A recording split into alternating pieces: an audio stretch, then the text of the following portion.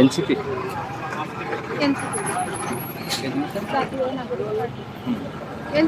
হ্যাঁ, এনসিপি তালা উপজেলার নেত্রী আমাদের তমা আপু, আমরা তার কাছে সরাসরি চলে যাচ্ছি। আজকের প্রোগ্রাম এবং আপনাদের চাওয়া পাওয়া কি? আমার একটাই চাওয়া, সেটা বিচার। আদিবাইয়ের হত্যার জন্য খুনিদের বিচার করা হয়। এই বাংলাদেশের বুকে একজন এসে আমার বাংলাদেশি ভাইকে হত্যা করলো, সে দলেরই হোক না কেন, সে তো অন্যায়ের প্রতিবাদ করেছিল, সে কিছু বলেনি। সে কার কি ক্ষতি করেছে আমি শুধু সেইটুকুই জানতে চাই।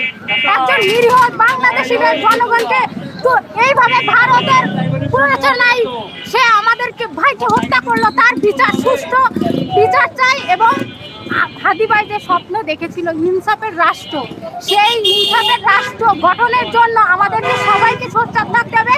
এবং আজকের দিন থেকেই আমরা এই যাত্রা শুরু করলাম। ছাত্র জনতা যারাই বাংলাদেশের ইনসাফের রাষ্ট্র বিনির্মাণের বাধা হয়ে দাঁড়াবে, তাদেরকে আমরা সবাই প্রতিহত করবো। ইনশাআল্লাহ। আর সহ্য করা যাবে না, আর সহ্য করা যাবে না। এই বাংলাদেশের বুকে